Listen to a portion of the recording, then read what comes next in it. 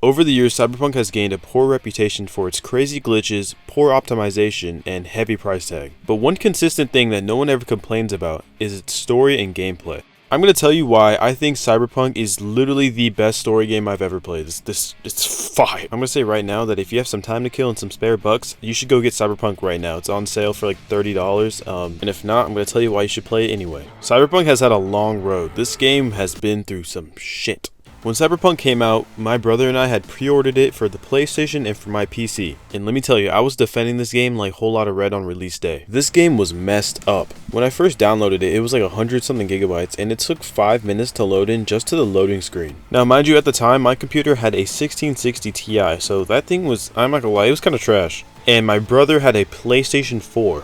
Yes, he played Cyberpunk on the PlayStation 4. I remember my brother spending almost an hour on the character customization screen. And if you didn't know, the biggest thing about this customization screen that everyone was talking about is that you could customize your snake, if you know what I mean. Starting Cyberpunk was so hype, and I don't think I can recreate that feeling ever again. Except for maybe that time Fortnite did that black hole thing. Initially, when you start up Cyberpunk as a new character, you're given 3 different options as your backstory. You get to choose what type of life your character came from, have that be from the streets, or from a corporate position, or just straight up nowhere, in the middle of nowhere. When I first picked my backstory, or life path as they call it, I genuinely thought it was going to be useless. But the backstories in this game are actually pretty cool. When you first pick your life path, it acts as almost an entire new chapter of the game. Each one gives you a sense of context to the storyline of Cyberpunk, but also gives immersion to your character.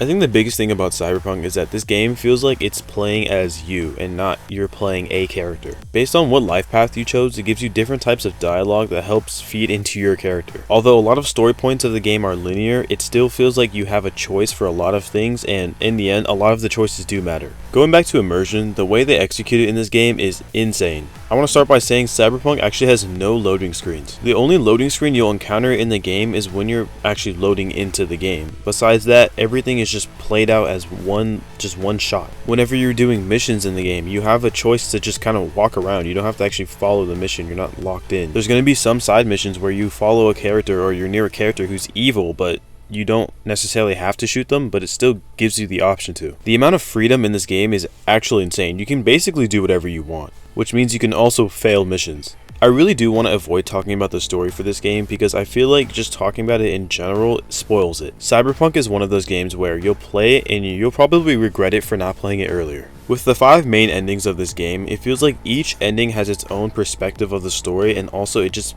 feels like everything mattered. The story of this game is so extensive that it's actually split up into 3 different parts. That be your character discovering themselves, the main storyline, and then also all the characters that you interact with. And each can be kind of completed on their own timeline. And I think it's genius that they did this because of how crazy the world building is in this game. As of now, I think I have around 200 hours on Cyberpunk, and there are still things on the map I have not discovered or I didn't even know about. There's just so many random things like random vending machines that talk to you, or an NPC begging you for help because he had a cybernetic mod attached to his PP. I gotta get to a Ripper, man! There are so many different parts of the map that just connect to each other without even saying a word. There's these unspoken gang rivalries from different towns in the game. There's random chat logs on NPCs' phones that lead to something else crazy. There's a time in this game where I was walking around and I found a random blood trail, and it just led to this entire new storyline about this whole murder case.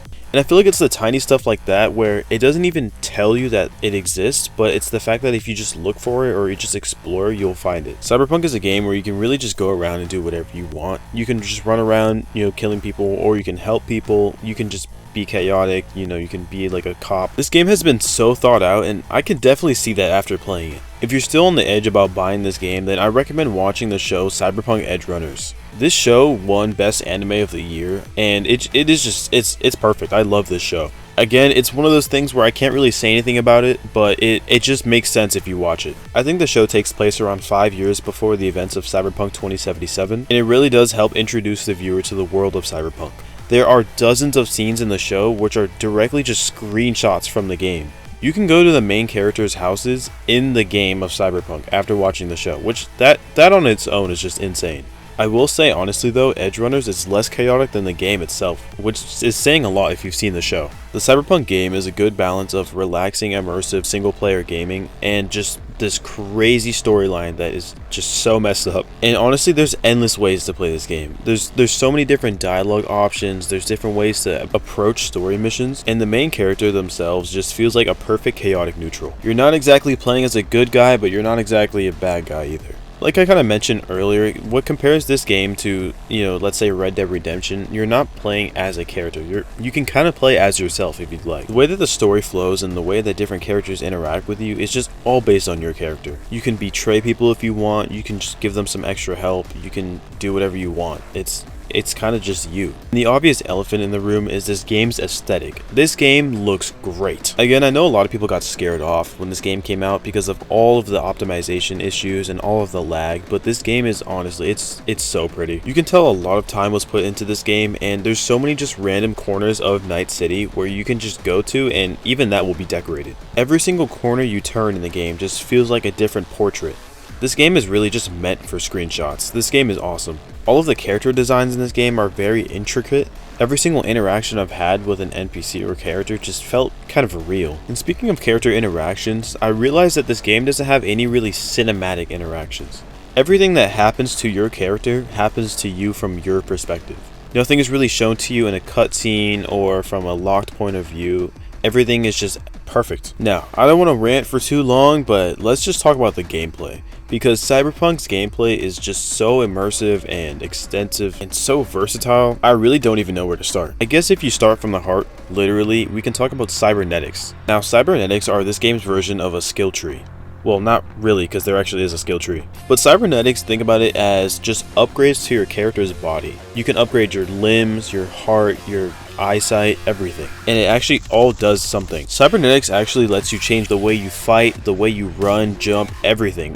It's awesome. It actually feels like you have some control over your character's body, and all of the different upgrades in the game are so fun to experiment with. Possibilities are almost endless. But actual gameplay wise, the game is also very fun. All of the different guns in the game all have different purposes. There's snipers, silent pistols, melee weapons. Speaking of melee weapons, there's katanas, bats, mantis claws. Literally, this game is just fun, just straight up fun. It feels so rewarding to upgrade in this game, and it just makes the whole game feel like a digital playground. On top of that, there's actually subclasses in the game that aren't exactly defined, but the community kind of puts these abilities together to create this really fun build. For example, there's like a netrunner build where you can just go around hacking people and basically destroy them from the inside. There's a lot of katana builds. There's a way to just play all guns, all snipers. There's so many different upgrades in this game that just cater to how you want to play it. Again, it kind of just adds to the immersion and lets you play Cyberpunk however you want. One notable thing that actually really struck me about Cyberpunk is its recent DLC. Now, before Elden Ring, I feel like this DLC was the best DLC I've ever seen in any game. I mean, if you didn't know, this expansion pack has Idris Elba in it. That's all I gotta say. I'm pretty sure the DLC brought on like maybe 50 hours of gameplay. It brought in a new town to the game. Everything about this expansion pack just felt like it was exactly what the game needed. And the storyline just for the DLC alone is insane. The way it integrates old characters from the main storyline is just perfect. It grants you all of these new weapons and new items that you can use in the game that you probably would have never thought about after playing the main game. And all of the mystery and build up just leads to this insane climax that just puts everything together and makes even more sense for your character. Honestly, playing Cyberpunk for the first time feels like a dream. Everything that happens in this game and the amount of control you have is what makes this game feel dreamlike. I honestly wish there was more to say about this game without spoiling it. It is so worth playing it just for the first time, and honestly, you could play it for 2 hours, and if you don't like it by then, you can always just refund it. There are some times where the game gets funny, like the character with a grenade for a nose. I'm not going to elaborate more. But yeah, Cyberpunk is so worth a shot, even in 2024. I highly recommend you go get it right now while it's on sale, and if you didn't like it, you can come to this video and comment and say that I'm the worst game reviewer of all time.